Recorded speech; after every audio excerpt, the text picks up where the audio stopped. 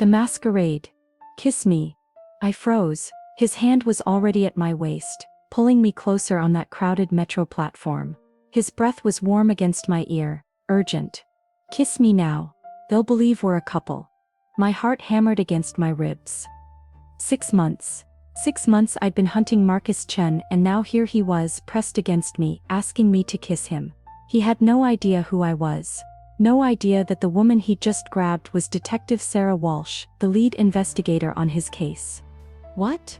I managed to whisper. Please, he hissed, his eyes darting over my shoulder. 2 men, gray suits. They're following me. I could feel his pulse racing where his wrist touched mine. This close I could see the fear etched into his features. Fear that looked genuine. Fear that didn't match the profile I'd built of him over months of investigation. Just do it, he said. So I did. I kissed Marcus Chen, wanted fugitive, suspected of embezzling $43 million from the tech startup that had made him CFO at 32. I kissed him while commuters rushed past us, while the warm air from the tunnel announced an approaching train, while somewhere behind us 2 men in gray suits presumably watched. When I pulled back, his eyes met mine. Brown eyes, flecked with gold.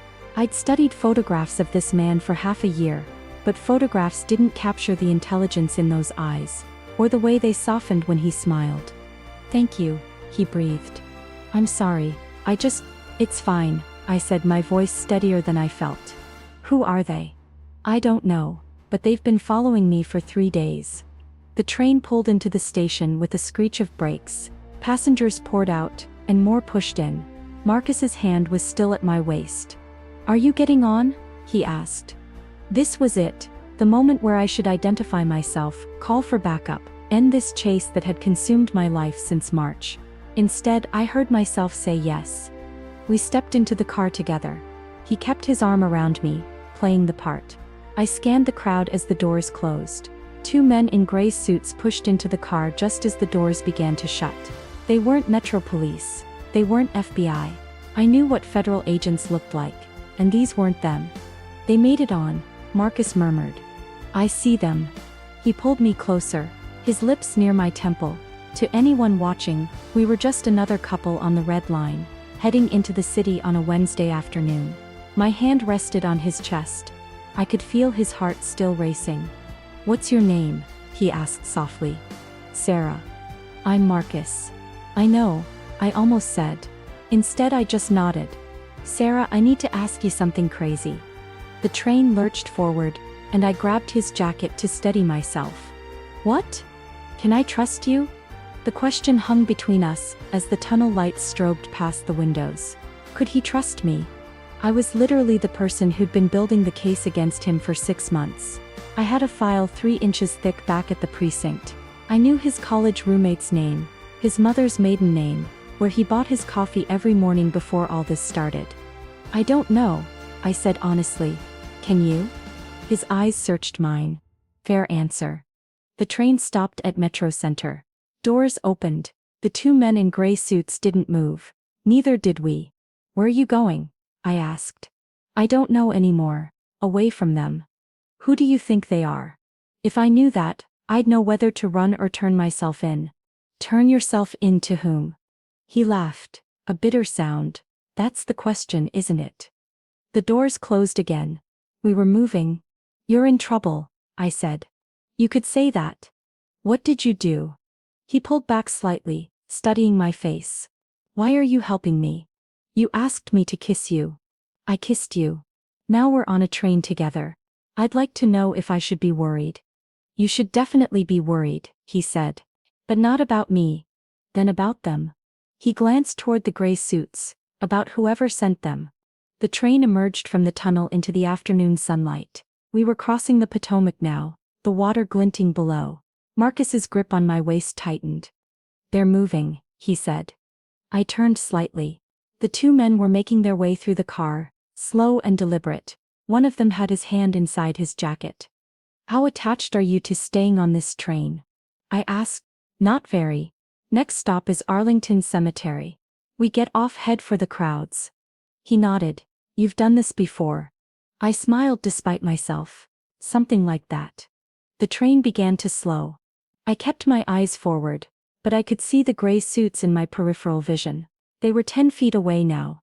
8 feet. Ready? I asked. He took my hand. Ready. The train stopped. Doors opened. We moved fast, joining the surge of tourists heading for the cemetery.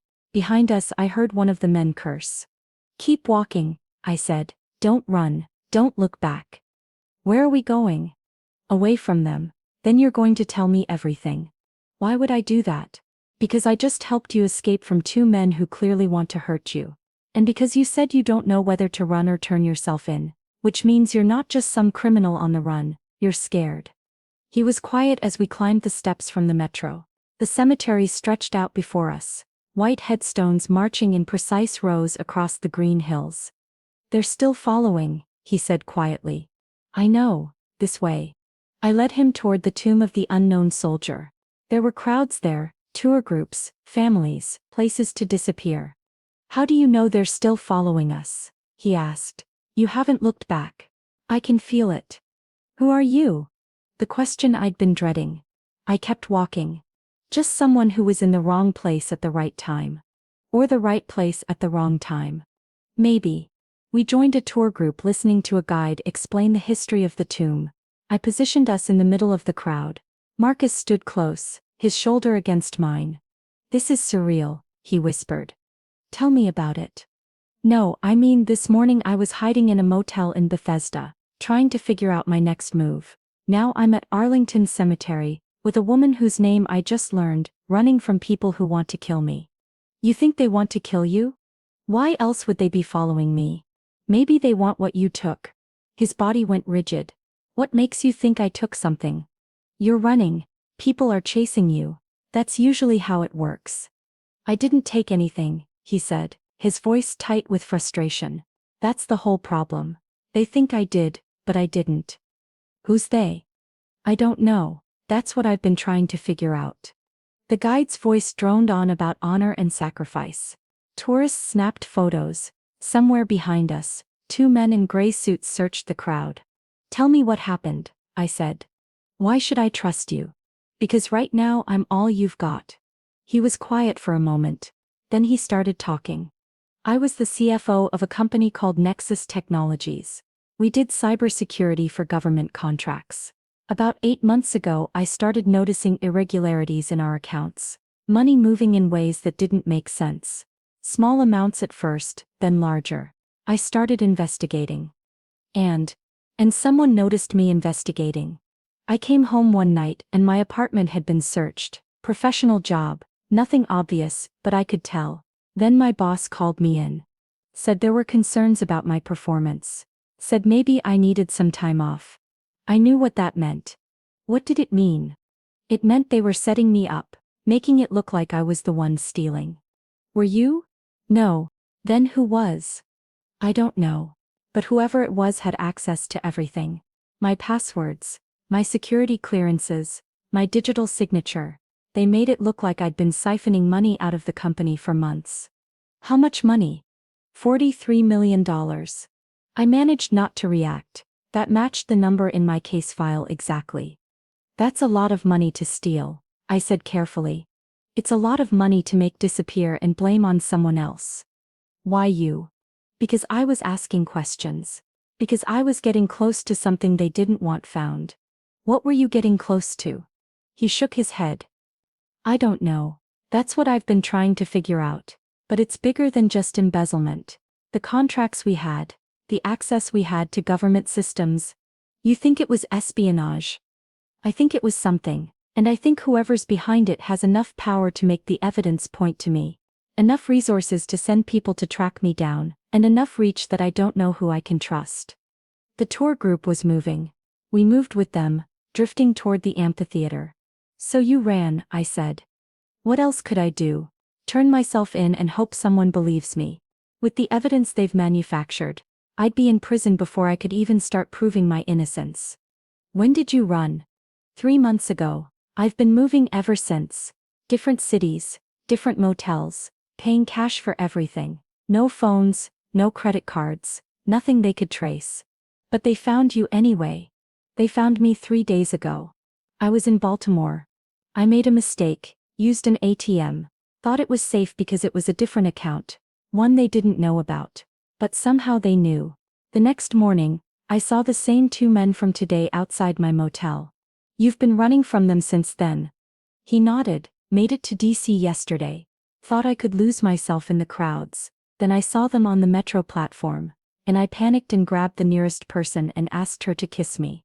That was me. That was you. We were near the amphitheater steps now. I scanned the area. No gray suits yet, but they'd find us eventually. Marcus, I need to ask you something. Go ahead. Do you have any proof? Anything that could show you were investigating this before you ran? Anything that could support your story? He reached into his jacket, and for a moment I tensed, but he just pulled out a flash drive. Everything I found is on here. Account records, email trails, encrypted files I managed to pull before they locked me out. It's not much, but it's something. Have you shown this to anyone? Who would I show it to? The police? The FBI? For all I know, whoever's behind this has people in law enforcement. That's how they've been staying ahead of me. My throat went dry. He wasn't wrong to be paranoid. If someone had the kind of access he was describing, they could have eyes anywhere. Can I see it? I asked. He hesitated, then handed it to me. I turned the drive over in my fingers. This was evidence, not of his guilt, but possibly of his innocence. Everything I'd worked for over the past 6 months could be on this tiny piece of plastic and metal. There's something else, he said quietly. What? 2 weeks ago, one of my former colleagues died. James Reeves. He was the senior software engineer. They said it was a heart attack. He was 34 years old and ran marathons. You think someone killed him? I think he was asking the same questions I was asking, and I think he didn't run fast enough. The tour guide was talking about eternal flames and remembrance. Tourists bowed their heads. Death was all around us, honored and memorialized, names carved in stone. We need to get you somewhere safe, I said. Where's safe? I don't know yet, but standing in the middle of Arlington Cemetery probably isn't it.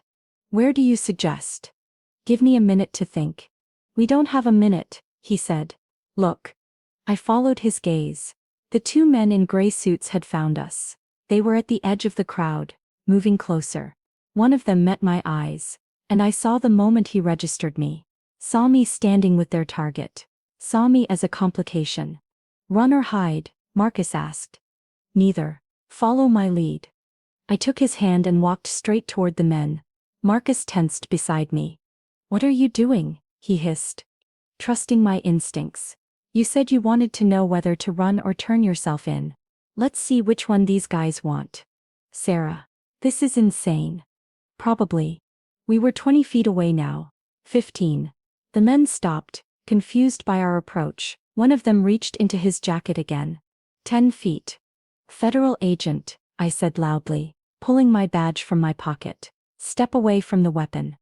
The tourists around us gasped and scattered. The man froze, his hand still inside his jacket. His partner took a step back. Hands where I can see them, I said. Both of you. Marcus was staring at me. What? Federal agent? One of the gray suits said. Let me see that badge. Detective Sarah Walsh, Metropolitan Police. And you are? Not required to answer that question, the other man said. Step away from Marcus Chen. He's wanted for embezzlement. So you know who he is. How about you tell me who you are and why you've been following him for 3 days? We're private security, hired by Nexus Technologies to locate a fugitive. Private security doesn't usually carry firearms to apprehend white-collar suspects. We're licensed to carry. Show me the licenses. And your identification, both of you. They exchanged glances, then the first man smiled. It wasn't a friendly smile. Detective Walsh, I think there's been a misunderstanding. We're on the same side here. Are we? Because from where I'm standing, you look like two guys stalking someone through the metro system without identifying yourselves. We identified ourselves to him when we first made contact in Baltimore. Is that true? I asked Marcus, already knowing the answer. They never said a word to me. Marcus said, they just followed. See? I said, So either you're lying or you're admitting you've been following him across state lines without making contact, which seems like harassment to me. Cemetery security was approaching now. I could see their uniforms.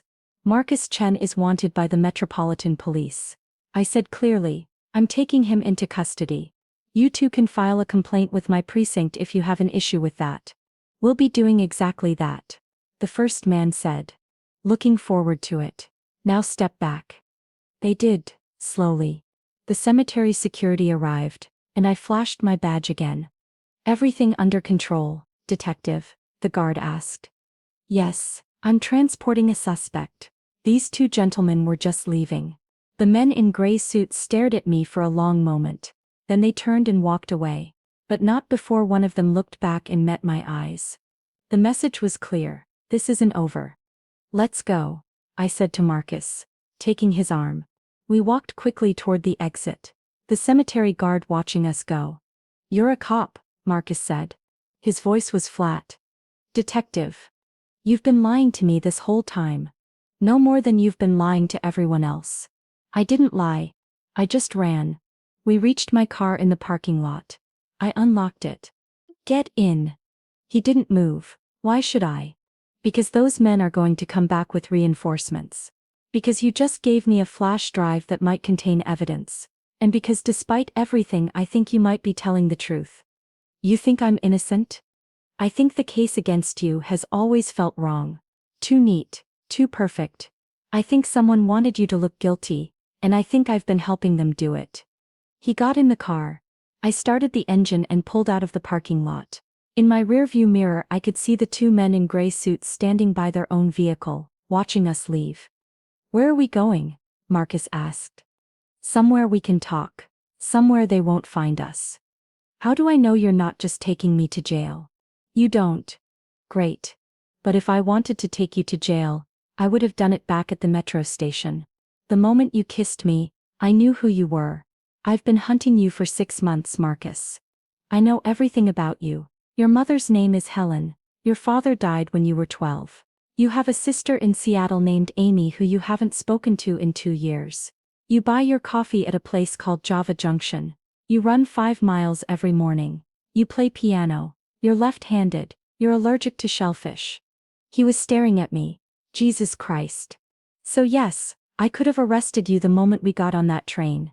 But I didn't, because something about this whole case has been bothering me from the beginning, and now that I've met you, I think I know what it was. What? You're not a criminal. You're a witness. I drove in silence for a while, thinking. Marcus sat rigid in the passenger seat, processing everything. Where are we going? He asked again. A place I know. Safe house sort of. Not official, just somewhere I go when I need to think. You have an unofficial safe house. Doesn't everyone? He almost smiled. Not usually. We drove north, out of Arlington into Maryland. The flash drive sat in my pocket like a live grenade. Those men, Marcus said. They'll find us. Maybe, but not immediately. They don't know my car. They don't know where we're going. They knew I'd be at that metro station. How do you think they knew? I don't know. I've been so careful. No phones, no credit cards, nothing digital.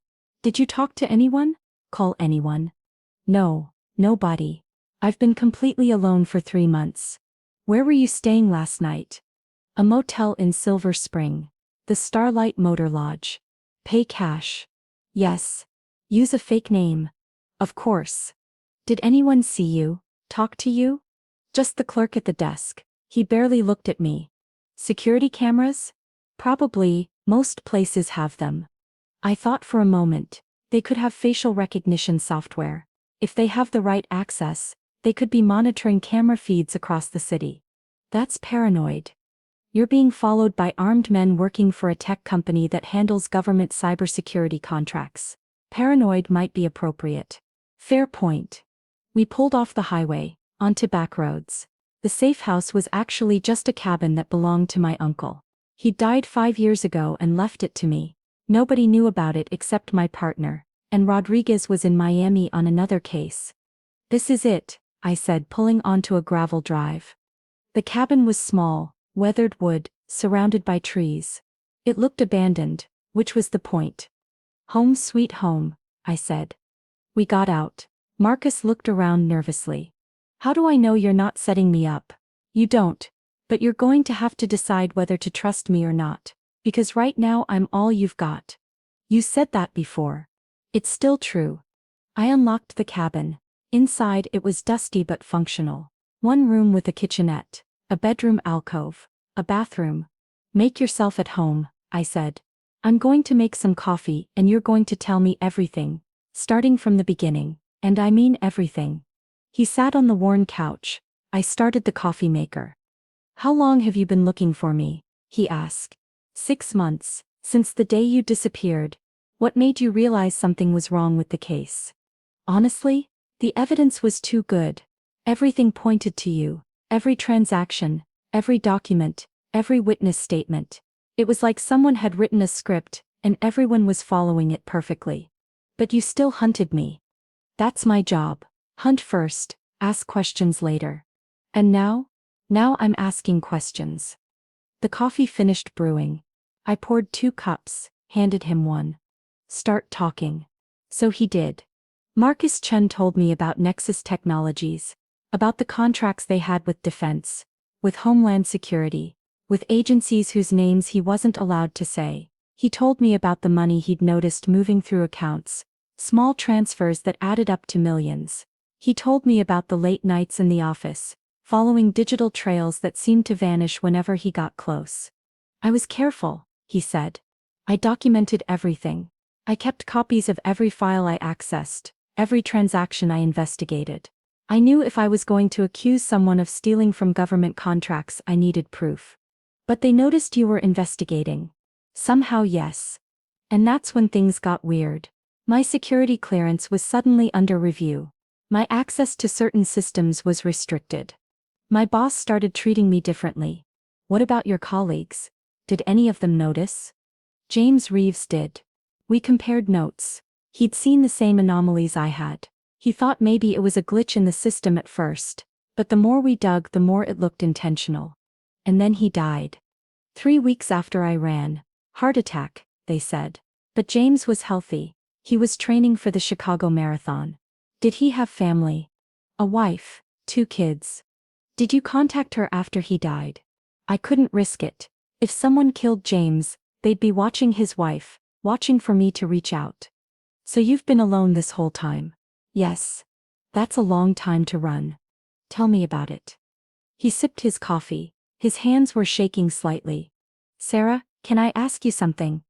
Go ahead. Why are you helping me? You don't know me. For all you know, I'm lying about everything. You're not lying. How can you be sure? Because I've been a detective for 12 years. I've interviewed hundreds of criminals. I know what guilty looks like, and you're not it. He smiled sadly. What if you're wrong? Then I'm wrong. But I don't think I am. I pulled out the flash drive. Let's see what's on here.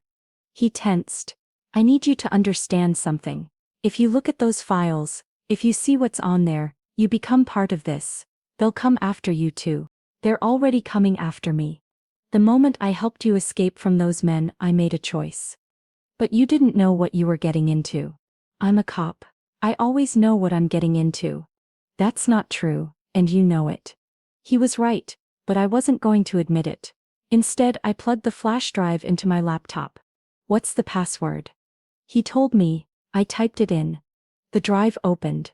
Dozens of files, spreadsheets, emails, encrypted documents. I started scrolling through them. This is going to take hours, I said. I know. Tell me what I'm looking for. He came to sit beside me. His shoulder touched mine and I was reminded of standing on the metro platform. His arm around my waist, pretending to be a couple. These are the account records, he said, pointing. See these transfers. They're coded as operational expenses, but they're going to shell companies. Companies that don't actually exist. How do you know they don't exist? I looked them up.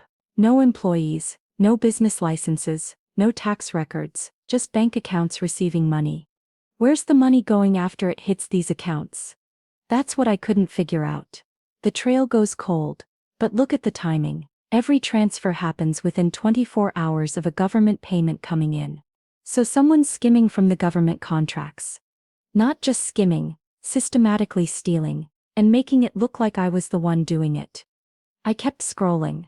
The more I read, the clearer it became. This wasn't just embezzlement. This was a sophisticated operation, carefully planned and executed. And Marcus was right. Everything pointed to him. His digital signature on the transfers. His access to the accounts. His security clearances. Whoever did this had complete access to your credentials. I said. Yes. Who would have that kind of access? Anyone on the senior management team. My boss, the CEO, the head of IT security. What about James Reeves? James was software. He could have gotten access if he really wanted it, but he wouldn't. He was the most honest person I knew.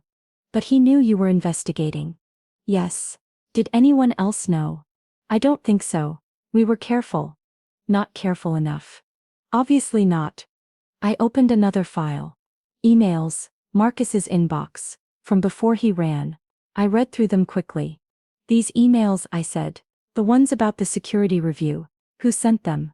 My boss, Daniel Price. And he's the one who suggested you take time off. Yes. Right after you started investigating. Right after. I leaned back, thinking, Daniel Price. I'd spoken to him during my investigation. He'd seemed genuinely shocked by Marcus's disappearance, genuinely angry about the embezzlement. He'd been cooperative, providing every document I'd requested.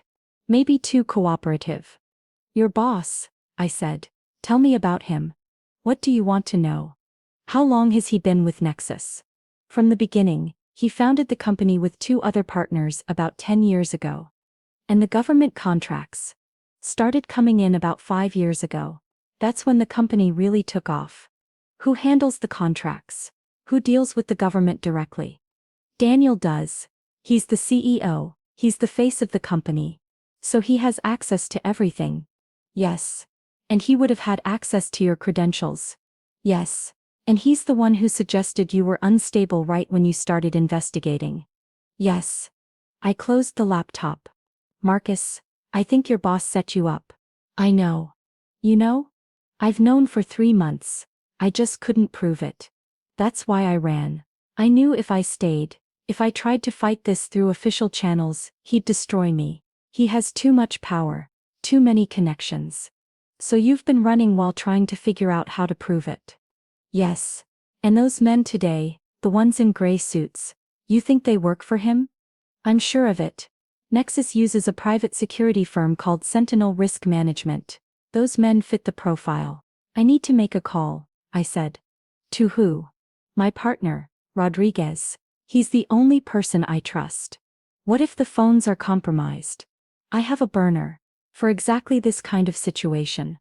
You keep burner phones in your safe house? Doesn't everyone? This time he really did smile. You're unusual, Detective Walsh. So I've been told. I pulled out the burner phone and dialed Rodriguez's number. It rang 4 times before he picked up. Yeah? It's Walsh. Walsh? Where are you? Captain's been looking for you. Said you didn't report in today. I'm following a lead on the Chen case. The Chen case? That's still active? Very active, Rodriguez. I need you to do something for me, quietly. I don't like the sound of this. Run a background check on Daniel Price, CEO of Nexus Technologies, financial records, government contracts, everything you can find, and look into a company called Sentinel Risk Management. What's this about? I can't explain yet, just trust me. He was quiet for a moment. You found him, didn't you? You found Marcus Chen. Maybe? Walsh. If you found him, you need to bring him in, by the book. The book might be wrong on this one. What are you saying? I'm saying maybe we've been hunting the wrong person. Maybe Chen's not the criminal. Maybe he's the victim. That's a hell of a theory. I know, that's why I need you to check on Price. See if my theory holds water. And if it does? Then we've got a bigger problem than embezzlement. How much bigger? Government contract fraud, possible espionage, and at least one suspicious death. He whistled low. Jesus, Walsh. What have you gotten yourself into? I'm not sure yet, but I'm going to find out. Can you run those checks? Yeah, Give me a few hours. Be careful. If I'm right, these people have reach. Noted.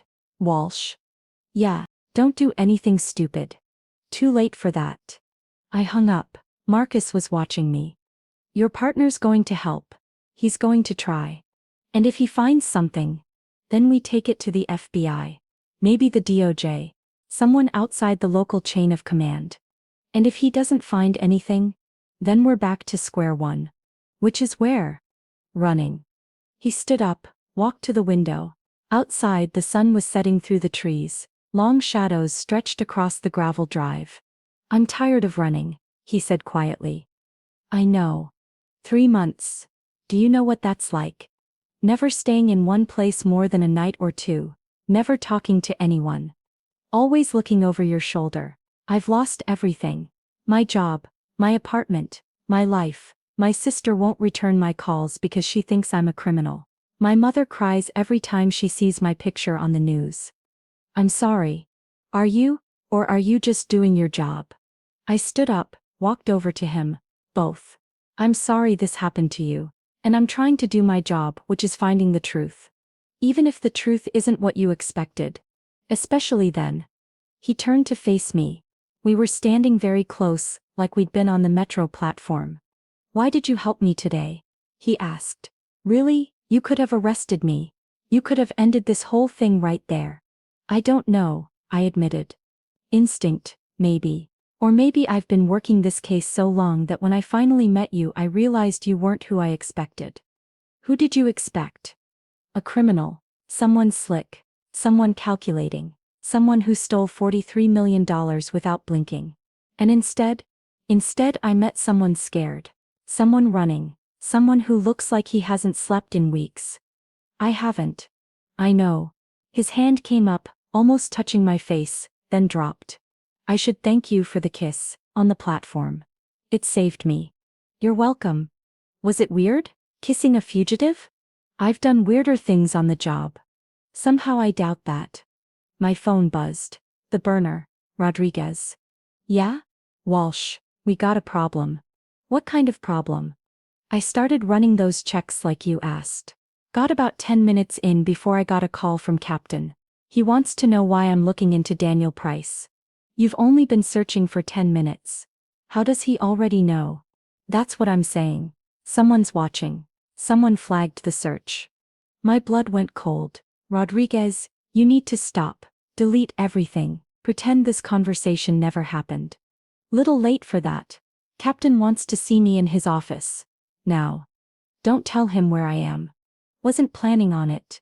But Walsh, you need to understand what this means. If they know I was searching, they know you're asking questions. They know you're with Chen. I know.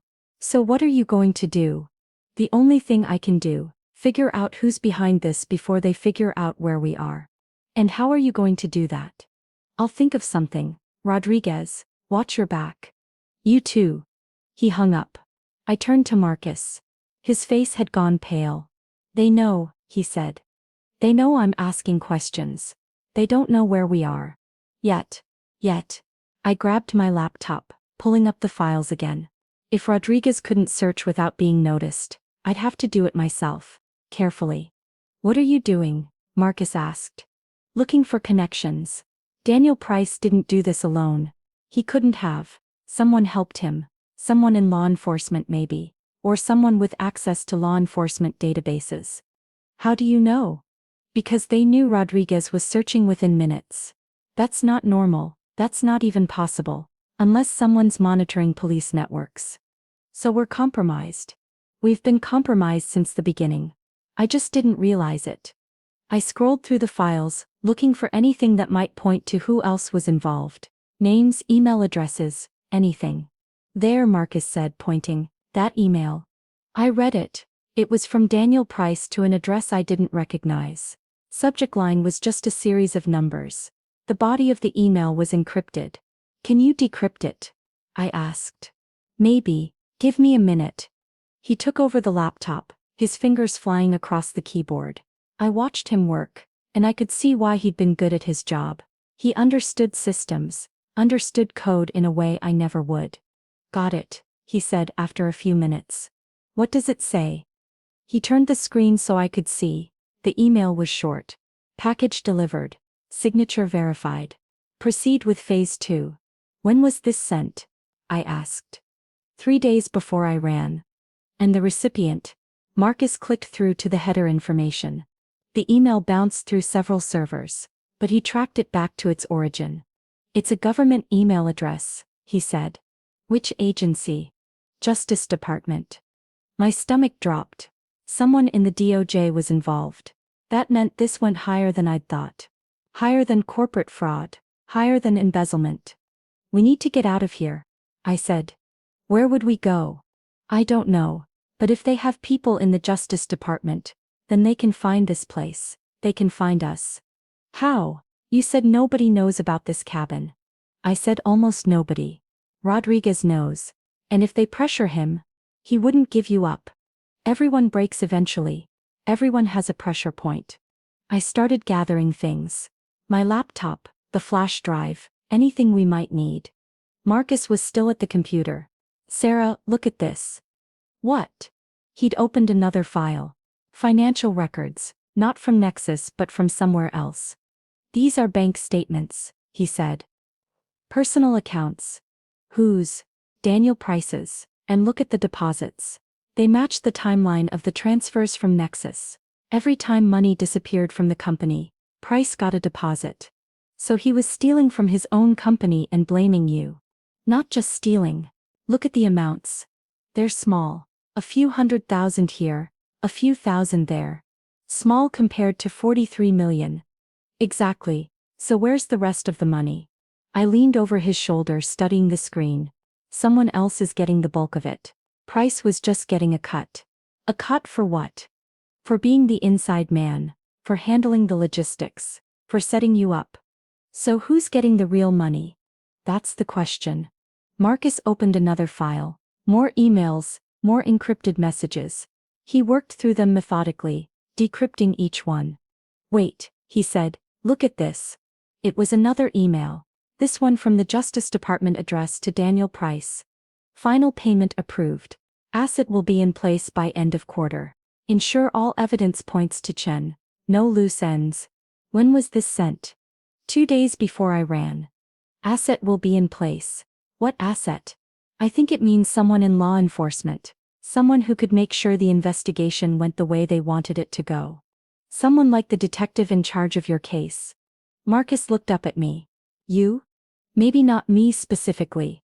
Maybe just whoever caught the case. Maybe it was random. Or maybe it wasn't. Maybe they knew you'd get assigned to it. How would they know that? I don't know, but if they have people in the Justice Department, they probably have access to case assignment systems. They could have arranged for you to catch this case. My mind was racing. Had I been set up too? Had this entire investigation been orchestrated from the beginning? We need to leave, I said again. Now. Where? Anywhere but here. Sarah, we can't just keep running. Eventually they'll find us. Eventually we'll run out of places to hide. Then what do you suggest? We go public. We take everything on this flash drive and we give it to the media. Let them investigate. Let them expose what's really happening. That's dangerous. If the wrong people find out we're going to the media, they'll try to stop us. I know. But what's the alternative? Keep hiding, keep running, they'll find us anyway. At least this way we have a chance. He was right. As much as I hated to admit it, he was right. Okay, I said. But we need to be smart about it. We need to pick the right journalist. Someone who won't cave to pressure. Someone who has experience with government corruption stories. Do you know anyone like that? I might. Give me a minute. I pulled out my phone.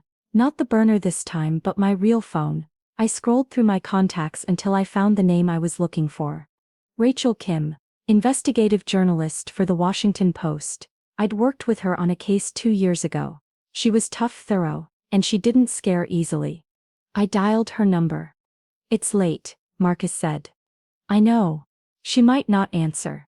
She'll answer. The phone rang once, twice, 3 times. Come on, Rachel. 4 rings, 5. Then her voice. Walsh? Is that you? Rachel, I need your help. Do you know what time it is? I need to talk to you. In person. It's urgent. How urgent? Government corruption, possible espionage, $43 million urgent. There was a pause. I'm listening. Not on the phone. Can you meet me? When? Now. Walsh, what's going on? I can't explain over the phone. Can you meet me or not? Another pause. Where?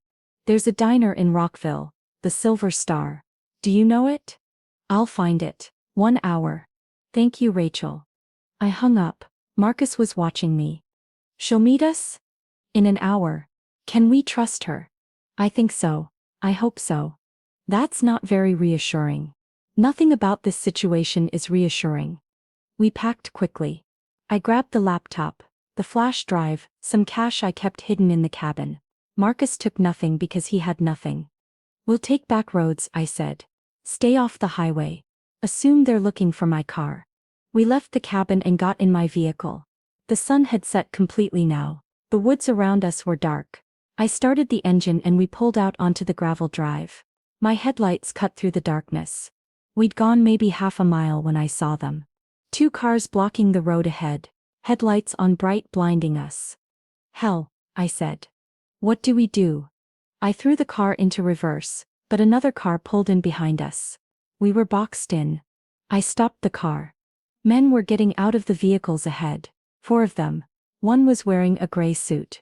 The same men from the cemetery. They found us, Marcus said. His voice was steady, but I could hear the fear underneath. Stay calm, let me handle this.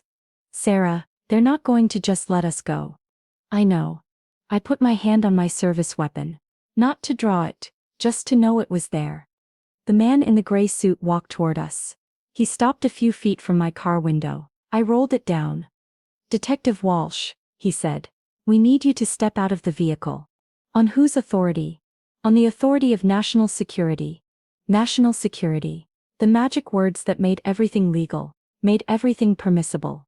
I'm going to need to see some identification, I said. He pulled out a badge. Not Metro Police, not FBI, something else, an agency I didn't recognize. Step out of the vehicle, he repeated. Both of you. And if we don't? Then this gets unpleasant. I looked at Marcus. He nodded slightly. We got out. The man in the gray suit gestured for us to walk toward the cars ahead. We did, slowly. The other men formed a circle around us. You've been busy, detective, the man said, asking questions. Looking into things that don't concern you. A $43 million embezzlement case concerns me. Is that what you think this is? Embezzlement? What else would it be? A matter of national security, like I said, a matter above your pay grade. So you're admitting there's something more going on here. He smiled. I'm not admitting anything. I'm simply informing you that you need to stop asking questions and hand over Marcus Chen. Marcus is a witness. He has evidence. Marcus Chen is a fugitive and a traitor. He stole classified information and $43 million from a government contractor. He's coming with us. Over my dead body, I said. That can be arranged. The words hung in the air. A threat. A real threat. You're going to kill a police detective? I said. In the middle of Maryland. That's your plan? Accidents happen. Detectives get killed in the line of duty. Fugitives resist arrest. These things happen. You won't get away with it. Detective, we've gotten away with a lot more than this.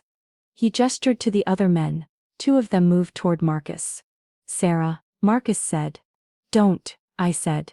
Don't touch him. My hand was on my weapon now. The man in the gray suit noticed. Don't be stupid, detective. You're outnumbered and outgunned. Maybe, but I'm still a cop. You kill me, there will be an investigation. Questions will be asked. Questions that will be answered. You were investigating Marcus Chen. You found him, he resisted. You both died. Tragic, but these things happen. The men grabbed Marcus. He didn't resist. Sarah, he said, it's okay. It's not okay. Yes, it is. You tried. Thank you for trying. The man in the gray suit turned to me. The flash drive, detective. Hand it over. I don't have it. Don't lie. We know he gave it to you. We've been monitoring your communications. Then you know I gave it to someone else. Insurance policy. I was bluffing, but he didn't know that. Who? Doesn't matter. Point is, if anything happens to us, that drive goes public. Everything on it, every file, every email, every name. He studied me for a long moment. You're lying. Am I? You want to take that chance? He gestured to one of the other men. Search her.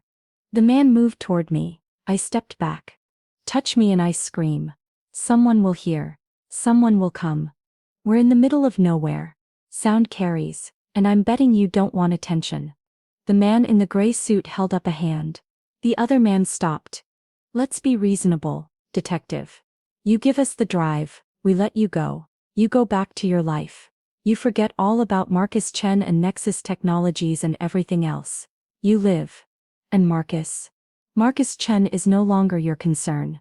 That's not good enough. Then what do you want? I want the truth. I want to know who's behind this. I want to know who in the Justice Department is involved. I want to know why James Reeves had to die. The man's expression didn't change. I don't know what you're talking about. Yes, you do. He sighed. Detective, you're making this harder than it needs to be. Good. One of the men holding Marcus pulled out a gun. He put it to Marcus's head. The drive, the man in the gray suit said. Or we shoot him right here. Marcus closed his eyes. Do it, he said. Give them the drive. No. Sarah, please. It's not worth dying for. Yes, it is. The man with the gun cocked the hammer. You have 3 seconds, the man in the gray suit said. 3, 2, wait. The word came out before I could stop it. The man smiled. I thought you'd see reason. I pulled the flash drive from my pocket. But before I handed it over, I looked at Marcus one last time. I'm sorry, I said. It's okay, you did everything you could. I threw the drive, it landed at the man's feet. He picked it up, examined it. Smart choice, detective. Now let him go. I don't think so. You said, I said we'd let you go. I never said anything about him. He turned and walked back toward the cars. The men holding Marcus dragged him along. No, I shouted. You can't. I can, and I am. I pulled my weapon. All 4 men drew on me immediately. Don't. The man in the gray suit said. You pull that trigger, you die, and it won't save him. He was right, but I kept the gun up anyway. Marcus looked back at me one last time. His eyes said what his mouth couldn't. Thank you. I'm sorry. Goodbye. They put him in one of the cars. The engine started. The man in the gray suit looked at me one more time. Go home, detective. Forget this ever happened. Live your life. Then they were gone, taillights disappearing into the darkness. I stood there in the road, my gun still raised, long after they'd left. I'd failed. I got back in my car and drove to the diner where I was supposed to meet Rachel Kim. She was already there sitting in a corner booth. You look terrible, she said when I sat down. I just handed a witness over to people who are probably going to kill him. Her eyes widened. Start from the beginning. So I did. I told her everything. The metro platform. The kiss. The chase through Arlington Cemetery. The files on the flash drive. The cabin. The ambush in the woods. When I finished, she was quiet for a long time. This is big, she finally said. I know. And you gave them the only evidence. I had to. They were going to kill him right there. They're probably going to kill him anyway. I know that too. So what do you want me to do? I want you to investigate. Dig into Nexus Technologies. Dig into Daniel Price. Dig into Sentinel Risk Management. Find the connections. Find out who in the Justice Department is involved. That could take weeks, months. I know, but it's all we've got now. She pulled out a notebook. Give me names. Everything you remember from those files. I did. Every name, every date, every detail I could recall. It wasn't much, but it was something. When I finished, Rachel closed her notebook. I'll look into it. But Walsh, you need to be careful. If what you're telling me is true, if there really are people in justice involved, then you're in danger. I'm already in danger. The moment I helped Marcus escape from those men, I put a target on my back. Then watch yourself. And call me if you remember anything else. I will. She left. I sat in the booth alone drinking bad coffee, wondering if Marcus was still alive. 3 days later, I got my answer. Rodriguez called me early in the morning. His voice was tight. Walsh, turn on the news. I turned on the television. The story was on every channel. Body found in Potomac River. Identified as Marcus Chen, wanted fugitive, apparent suicide. My hands shook. I dropped the remote. Walsh, you there? I'm here. I'm sorry. It wasn't suicide. I know, but that's what they're calling it. Did they find a note? Yeah, confessing to the embezzlement, expressing remorse, saying he couldn't live with what he'd done. He didn't write that. Probably not, but that's the official story. Case closed. It's not closed. Walsh, let it go. This is bigger than us, bigger than the department. You said it yourself, they've got people everywhere. So we just let them win. We let them think they won, then we come back later, when they're not expecting it, and we nail them. With what evidence? They took the flash drive. Marcus is dead, we've got nothing. You've got your memory. You've got Rachel Kim investigating. You've got me. That's not enough. It'll have to be. I hung up, turned off the television, sat in silence. Marcus Chen was dead. The man I'd kissed on a metro platform, the man I'd tried to save, gone.